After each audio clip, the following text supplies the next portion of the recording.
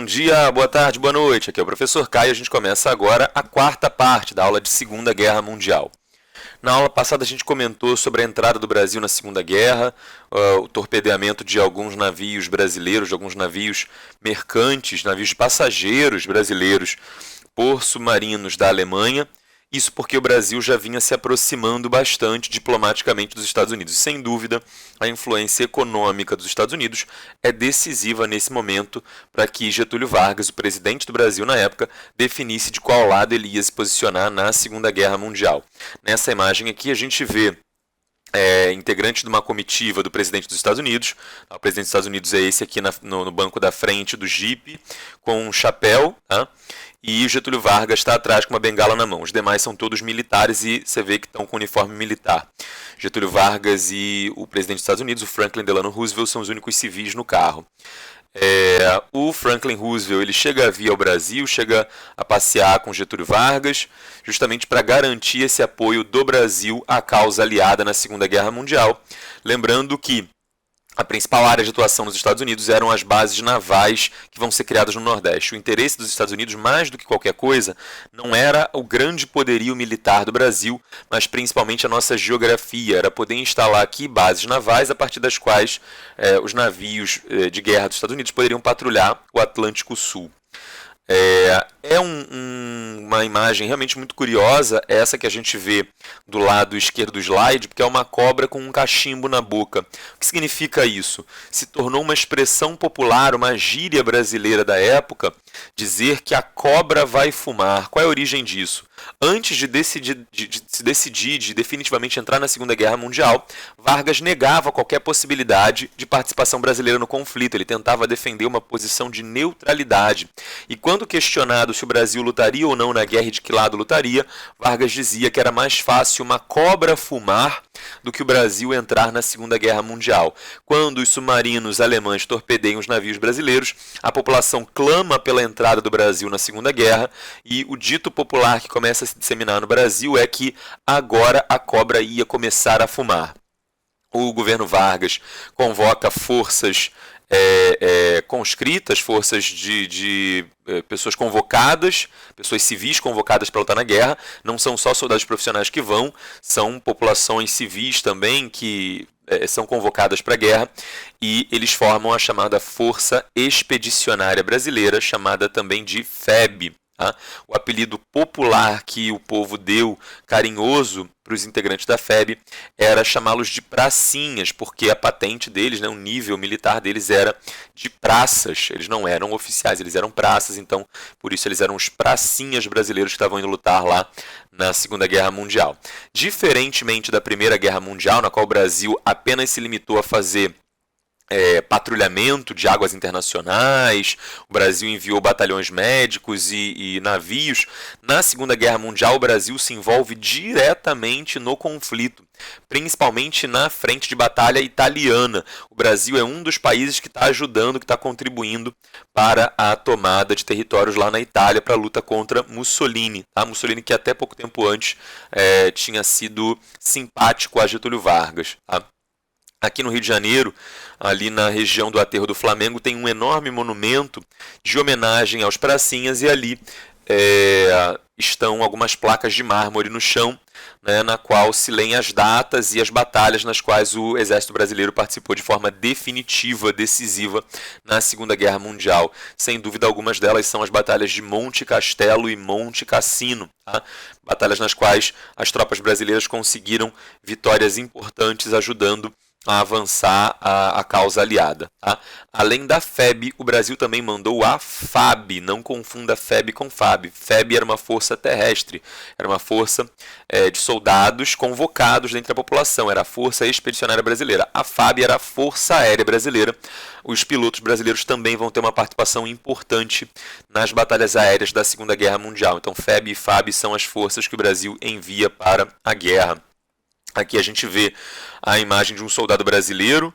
Se não me engano, ele está municiando um obus, um canhão, assim, uma artilharia de grande porte. E aí ele se preocupou de, ironicamente, colocar a frase "a cobra está fumando" no petardo, lá na bala, que ele estava municiando no meio da batalha. Mais uma curiosidade.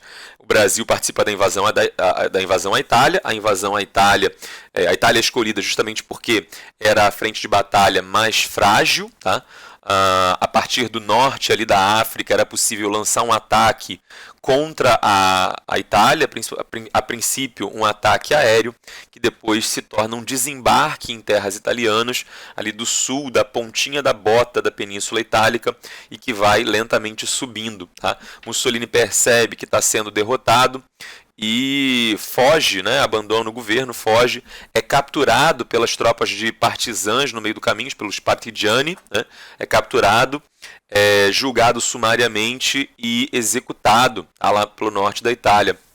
Enquanto isso, a Alemanha não tolerava ver essa frente de batalha sendo aberta, e isso dificultava a situação da Alemanha. A Alemanha teria que dividir suas forças, que nessa época estavam lutando lá em Stalingrado, lá na União Soviética.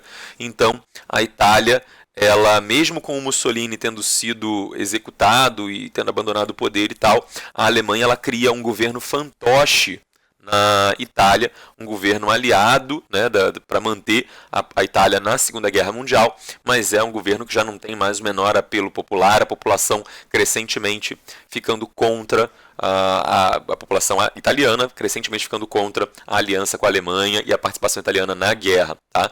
Aqui na imagem que a gente vê do lado direito do slide é um emblema que era muito usado pela Força Aérea Brasileira, na qual se lia também uma gíria da época, senta a pua, né, que é como se fosse algo como se fosse desce a porrada, né, bate aí, enfim, uma coisa dessas. Né, senta a pua era uma frase que se usava na época, e isso é colocado nesses emblemas. Tem um passarinho aí, se não me engano ele está representando a Força Aérea. Tá? A gente vê aqui qual é a trajetória que é feita para fazer essa invasão da Itália. Começa-se ali pelo norte da África, e a partir do norte da África é possível lançar esse ataque contra a Itália. Perceba aqui no mapa a proximidade territorial. Né? Então isso criava na Itália a condição ideal para ser o primeiro alvo. A Itália era o elo mais fraco dessa corrente e ela estava relativamente próxima da África. Então os Estados Unidos eles começam a atuar aqui no norte da África, auxiliando tropas inglesas, derrotando as forças do Afrika Korps alemão. Tá? Afrika Korps é dizimado e expulso da África, e aí os italianos também aqui expulsos da Líbia, do norte da África, e a partir daí as forças aliadas começam um ataque diretamente em solo italiano. É o primeiro momento em que o eixo começa de fato a perder o seu território, não territórios de terceiros que eles haviam invadido, mas o seu próprio território começa a ser violado. A partir daí, a presença aliada na Europa vai crescendo, tá, cada vez mais, e um ponto-chave desse momento da guerra é a invasão da Normandia, é o chamado Dia D. O Dia D, essa expressão Dia D, a propósito, a letra D é justamente escolhida para compor essa expressão, porque ela é a letra inicial da palavra dia, tanto em português, mas isso também funciona em inglês, né? The D-Day, ou Dia D, justamente porque quando as forças de inteligência, as forças do alto comando lá das tropas aliadas estavam arquitetando o plano, montando o plano de quando eles começariam essa invasão, eles evitavam a todo custo dizer qual seria a data. Quando eles passavam informações para soldados de patentes inferiores, eles evitavam a todo custo dizer qual seria a data. Quando os soldados perguntavam, e aí, como é que vai ser o dia da invasão? Que dia é? O dia vai ser o dia D. O dia que for, você vai descobrir na hora lá, a gente vai te avisar. A ideia de nomear o dia dessa invasão com uma letra genérica, dia D, era justamente para evitar que espiões alemães pudessem descobrir antecipadamente quando seria esse tal dia do desembarque na Normandia. A Normandia é uma região no noroeste da França. A ideia era abrir mais uma frente de batalha e, com isso, forçar a divisão das tropas alemãs mais ainda, que a Alemanha fosse obrigada a tirar uma parte das suas tropas lá da União Soviética para defender o território francês. Grande causa da abertura dessa nova frente de batalha na Normandia era a pressão de Stalin, Tá? E aí, nesse momento, a gente já tem uma aliança se compondo entre União Soviética, Inglaterra e Estados Unidos, são chamados três grandes. Tá? E aí, esses três grandes, o Stalin está criando uma enorme pressão ali, demandando, exigindo que fosse aberta uma nova frente de batalha na Europa Ocidental, para que Hitler fosse obrigado a tirar um pouco das suas tropas da Europa Oriental, da União Soviética, e isso diminuiria um pouco a pressão sobre os soldados soviéticos. O local escolhido para fazer esse desembarque é a França, na região da Normandia, que era uma região relativamente próxima do litoral com a Inglaterra, então era uma travessia fácil ali pelo Canal da Mancha para sair do litoral inglês e chegar na França. Tá? Isso vai acontecer em 6 de junho de 1944. A gente vai ter tropas dos Estados Unidos, do Canadá, da Inglaterra, da Austrália, Nova Zelândia e vários outros territórios, né, vários outros países do mundo que estão nesse momento na guerra, estão contribuindo, enviando tropas também e participam do ataque do dia D. Tá? Além do dia D, eles também usavam a expressão hora H. Isso vale em português, isso também vale em inglês, né? The Age Hour, a hora H, justamente porque eles queriam evitar dizer que horas seria o ataque. Tá? Essa região aqui é um mapa super ampliado e as tropas aliadas eles dividiram, tá, o território que eles invadiriam em setores e cada grupamento, cada regimento, eu não sei a nomenclatura militar mais acertada, mas cada grupo das forças aliadas teria a missão de invadir uma praia diferente ali na região da Normandia. A praia de Utah, de Omaha, a praia Gold, a praia Juno e a praia Sword. Tá? Nem todas essas são batalhas brutais, algumas são, mas nem todas, algumas foram batalhas bem brandas, né, uma resistência bem branda, e o filme que melhor retrata esse desembarque aliado na Normandia é o filme que estava com o pôster apontado no slide anterior. É o filme O Resgate do Soldado Ryan, é um filme do ano de 1998, mas ele em nada, mesmo sendo um filme de 22 anos, ele em nada perde em termos de efeitos especiais. É um filme muito bem feito, uma narrativa muito bem construída, um filme muito interessante. Tá? E é considerado uma das representações cinematográficas mais realistas de uma batalha histórica, que foi o desembarque na Normandia. Isso é representado bem logo no começo do filme, então fica aí como sugestão para quem puder e quiser assistir. Depois do desembarque na Normandia, depois da abertura de uma frente de batalha na Itália, depois da expulsão do eixo ali do norte da África, depois do Stalin iniciar sua contraofensiva e recuperar seus territórios, a Alemanha está ficando cercada por todos os lados. Tá? A França vai ser completamente libertada e vai se unir aos aliados também. Tá? E aí começa uma verdadeira corrida até Berlim. Já está claro a partir do ano de 44 que a Alemanha perdeu. Só o alto comando militar alemão se recusava a acreditar. Hitler imaginava que um golpe de sorte ou algo aconteceria no momento final que salvaria a Alemanha. Mas já estava claro para qualquer bom estrategista militar que a Alemanha havia perdido a guerra já em 44. Cercada e atacada por todos os lados, aquilo que Hitler queria evitar a todo custo no começo da guerra, uma luta em duas frentes, e por isso Hitler assinou o Pacto Molotov-Ribbentrop. Agora Hitler estava lutando em múltiplas frentes, não só duas, mas várias. Tá? A derrota alemã já estava certa, Estados Unidos e União Soviética apenas estão disputando para ver quem chega primeiro até a cidade de Berlim e principalmente para ver quem controla mais territórios alemães e obtém mais tecnologia militar. A Alemanha tinha muita tecnologia militar de alta qualidade, e os dois lados, União Soviética e Estados Unidos, desejavam colocar as mãos nesses inventos, nesses armamentos alemães, para que isso os fortalecesse para a situação que viria logo a seguir, depois da Segunda Guerra Mundial. Isso estava claro também para os Estados Unidos e para a União Soviética. Estados Unidos e União Soviética seriam as duas grandes potências do pós-Segunda Guerra, e eles queriam sair da Segunda Guerra Mundial na posição mais vantajosa possível. Tá? Quem de fato consegue chegar em Berlim primeiro e dominar a cidade são as tropas alemãs. Não, você é burro, cara, que loucura. Como você é burro. Que coisa absurda. Isso aí que você disse é tudo burrice. Burrice. Eu não consigo gravar muito bem o que você falou, porque você fala de uma maneira burra.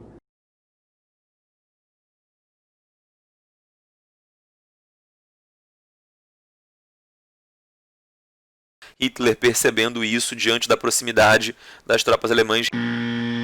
Não. Pô, cara, Hitler comete suicídio pouco tempo antes.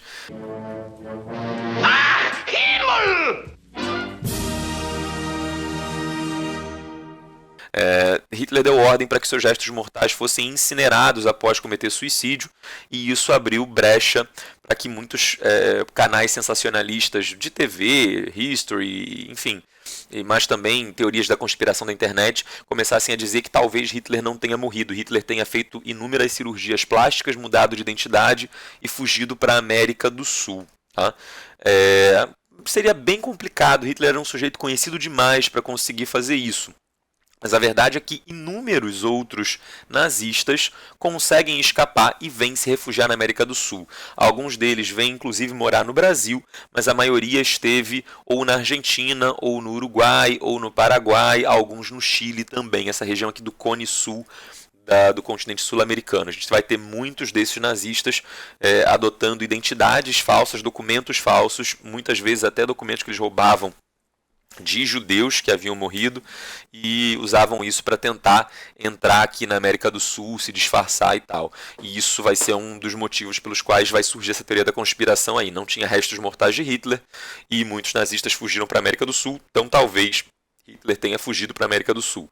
Isso está só no campo da teoria da conspiração, não existe nenhum indício, nenhuma prova, nenhum sinal de que isso possa ser real. E aí a gente tem a foto icônica das tropas soviéticas estendendo a bandeira soviética sobre as ruínas do Reichstag, o parlamento alemão. Mas mesmo com a derrota da Alemanha e da própria Itália, a guerra ainda não havia acabado. O Japão continuava lá no Pacífico, mantendo uma forte resistência, e as batalhas continuaram. Tá? Os Estados Unidos eles continuam lutando contra os japoneses e continuam vencendo. O problema não era a incapacidade dos Estados Unidos vencerem. O problema é que a resistência japonesa criava um enorme custo em termos de baixas humanas, de navios americanos afundados, e a resposta dos Estados Unidos a isso é começar um ataque à população civil japonesa, iniciar, por exemplo, ataques com bombas incendiárias sobre áreas residenciais de cidades japonesas. A ideia aqui era mais ou menos fazer a mesma guerra de desgaste que Hitler fez contra a Inglaterra, os Estados Unidos agora vão fazer contra o Japão, buscando acelerar a rendição japonesa. A gente vai ter aqui, por exemplo, o caso dos famosos pilotos kamikaze, pilotos suicidas.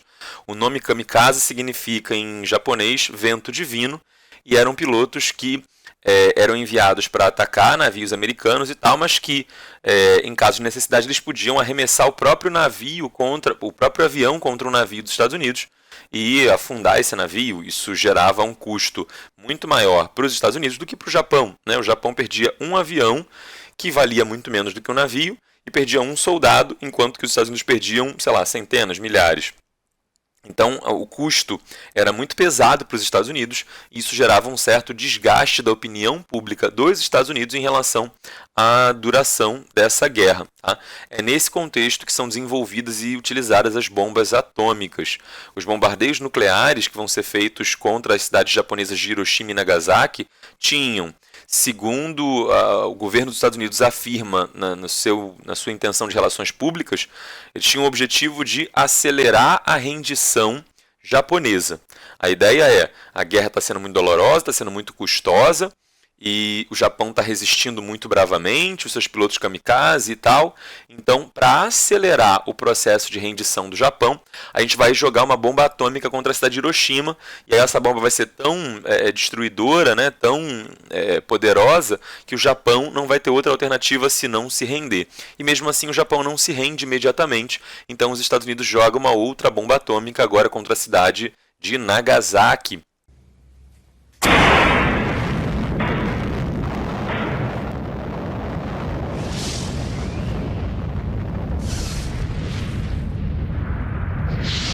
E algumas horas depois o Japão se rende.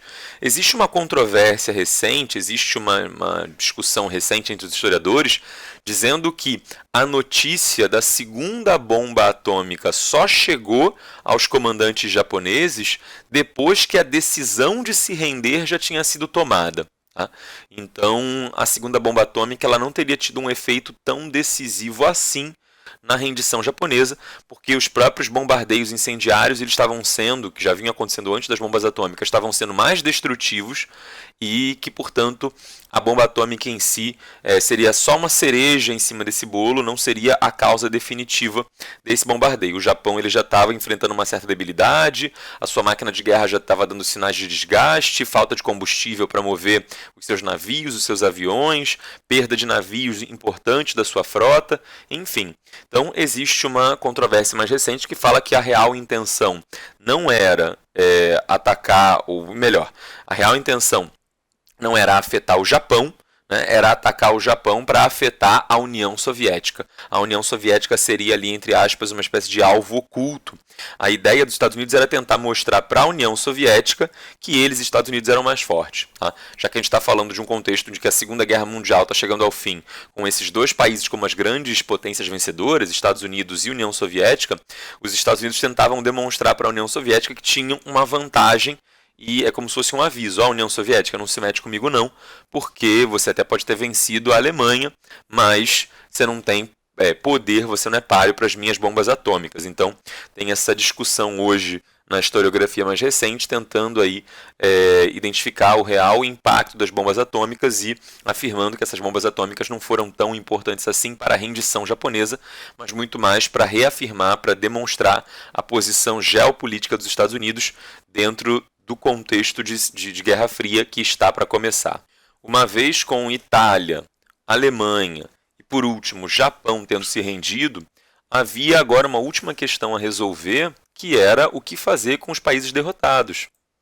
A gente vai ter, a partir do ano de 1943, algumas conferências, algumas reuniões dessas grandes potências, né, dos três grandes, do Winston Churchill, do Joseph Stalin e do Franklin Roosevelt. Esses três líderes eles vão se reunir em algumas ocasiões, principalmente as conferências de Teherã, que fica no atual Irã, na época chamado Pérsia, conferência de Yalta, que ficava ali na União Soviética, e conferência de Potsdam, que ficava na Alemanha, próximo a Berlim. Essa última conferência de Potsdam já foi no momento em que a Alemanha já havia se rendido. O objetivo dessas conferências de paz era definir qual seria a situação dos derrotados, se os territórios seriam divididos e como seriam divididos, mas também para discutir sobre a nova ordem geopolítica, né, global, internacional, quem é que seriam as grandes potências do pós-Segunda Guerra Mundial.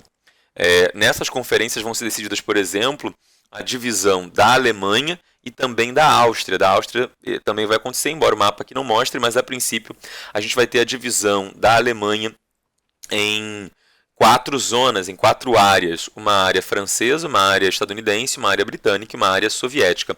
E essa mesma divisão em 4 partes também se reproduzia na cidade de Berlim. Embora a cidade de Berlim ficasse inteiramente dentro da zona soviética, da área soviética, como era uma cidade muito importante, de muito destaque, de importância histórica, cultural, estratégica e tal, a cidade de Berlim ela também foi dividida em 4 setores, um setor francês, um setor britânico, um setor estadunidense e um setor soviético, dentro de uma cidade que ficava inteiramente na área soviética da Alemanha. Tá? A gente ainda não está falando de Muro de Berlim. O Muro de Berlim ele vai ser construído mais de uma década depois, tá? Quase uns 15, 20 anos depois. E aí a gente vai ter que entender motivos mais específicos para a construção do Muro de Berlim. Mas a divisão da cidade em blocos já está acontecendo agora, a partir de 45, com a derrota alemã. Além disso, a gente também tem que entender o que acontece com o Japão. O Japão vai se render de forma incondicional e o imperador japonês vai fazer uma declaração pelo rádio.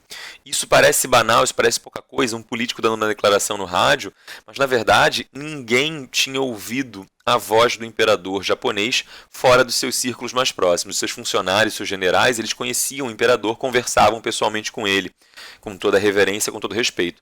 O povo comum do Japão não tinha nunca visto o rosto do imperador ou ouvido a sua voz. Ele era uma figura considerada quase divina.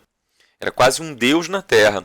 Então, Quando o imperador japonês ele se humaniza, ele vai para a rádio e fala perdemos e estamos nos rendendo, isso um pouco quebrava a mitologia que existia em torno dele, isso um pouco colocava num patamar mais humano.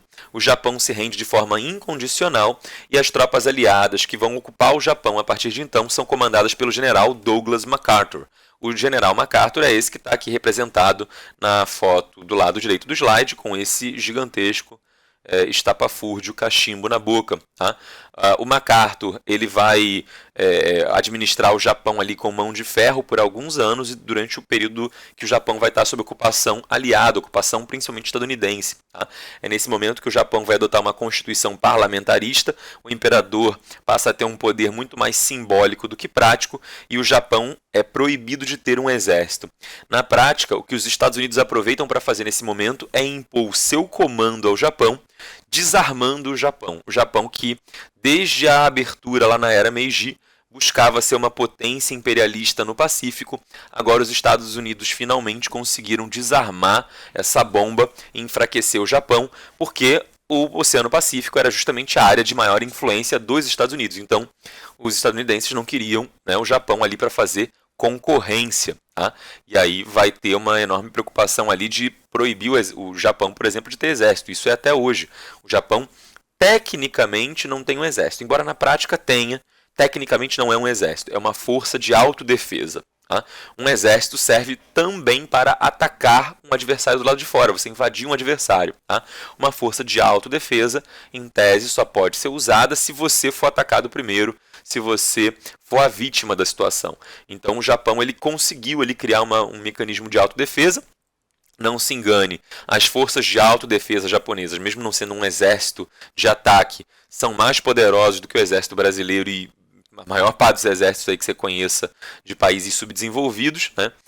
Embora não seja uma enorme potência militar, mas o Japão tem tecnologia, tem dinheiro, tem armamentos poderosos o suficiente para conseguir se proteger. Né? Então o Japão ele também não é tão indefeso assim. Mas na prática o Japão já não consegue mais adotar a mesma postura imperialista que vinha adotando antes da Segunda Guerra Mundial.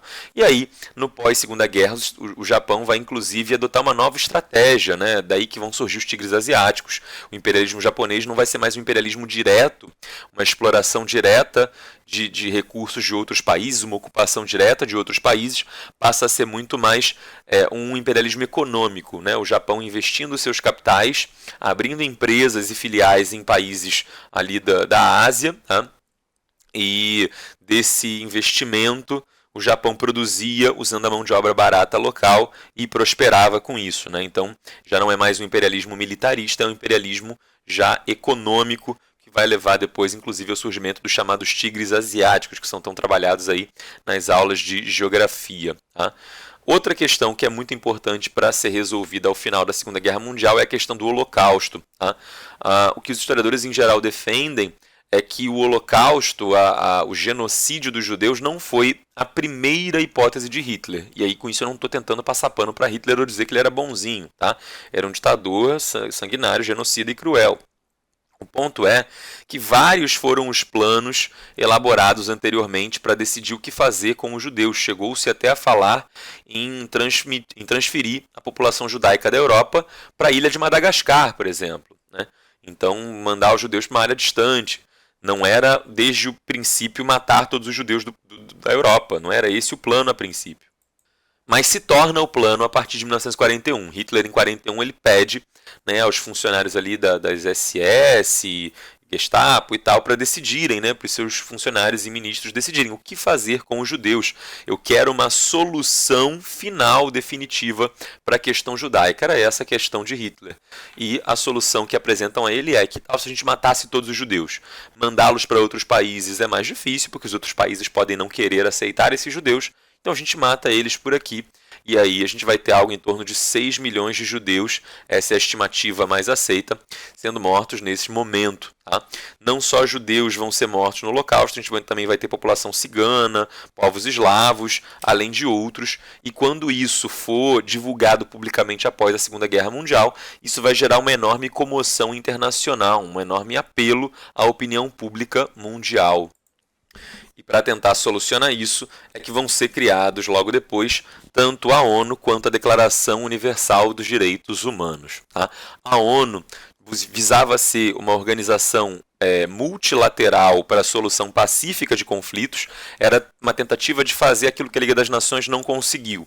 E nesse sentido a ONU ela tem ferramentas, instrumentos mais eficazes. Né? Tem o Conselho de Segurança, tem a possibilidade de intervir militarmente. Né? Então a ONU ela tem mais instrumentos para fazer aquilo que a Liga das Nações já queria fazer, mas não conseguia. Tá? E a ONU, inclusive, está sendo muito mais duradoura, nesse sentido, muito mais eficaz do que a Liga das Nações jamais sonhou em ser lá atrás, no Entre Guerras. Mas, para complementar isso, também foi criada a Declaração dos Direitos Humanos. Tá? Justamente porque as autoridades nazistas, quando foram levadas a julgamento após a Segunda Guerra Mundial, elas argumentavam, né, os funcionários nazistas argumentavam que eles não estavam fazendo nada de errado, que eles estavam apenas cumprindo a lei do seu país, e nesse sentido eles não podiam ser punidos. Então foi necessário criar um novo paradigma, um novo padrão jurídico internacional e dizer o seguinte: olha, você até pode não ter infringido as leis do seu país, mas você infringiu os direitos de indivíduos que dispõem desses direitos simplesmente por serem humanos. Tá? Então, a Declaração Universal dos Direitos Humanos tinha aqui o objetivo de proteger populações vulneráveis contra abusos dos seus próprios estados, né? Para que uma situação semelhante ao Holocausto não voltasse a ocorrer. E isso só foi possível porque naquele momento ali, pós-Segunda Guerra, a opinião pública internacional estava muito sensibilizada pelo que havia sido divulgado em relação ao Holocausto que tinha acontecido nos anos precedentes. É nesse momento também que a gente vai ter, logo após a Segunda Guerra Mundial, os chamados julgamentos de Nuremberg, nos quais alguns funcionários e autoridades nazistas que foram capturados, a grande parte cometeu suicídio, enfim, e muitos fugiram também, mas os que foram capturados foram levados a julgamento, e a cidade que foi escolhida para ser palco do julgamento foi a cidade de Nuremberg, que foi justamente o local em que as primeiras leis racistas da Alemanha nazista foram criadas, né? A lei da pureza do sangue, a lei da cidadania do Reich, né? Então foi lá em Nuremberg que essas leis foram criadas, e Nuremberg também foi a cidade escolhida para passar a limpo essa história, e esses funcionários nazistas foram acusados de crimes contra a humanidade, de violações contra a Declaração dos Direitos Humanos, esses direitos humanos inalienáveis. Tá? A maior parte dos funcionários alemães que foi julgada ali no julgamento de Nuremberg acabaram, né, pelo menos os altos funcionários, acabaram recebendo a pena de morte. A estrela desse julgamento, o sujeito que teve mais atenção pública nesse julgamento, foi justamente Hermann Göring, que era uma espécie de número 2 ali do regime nazista, e o Göring ele foi a julgamento, ele tentou usar o julgamento como palanque político para defender as suas ideias, mas foi duramente reprimido ali pelos juízes que falaram: olha, você não está aqui para fazer propaganda não, meu filho, vai lá e faz a sua defesa aí, faz a sua declaração.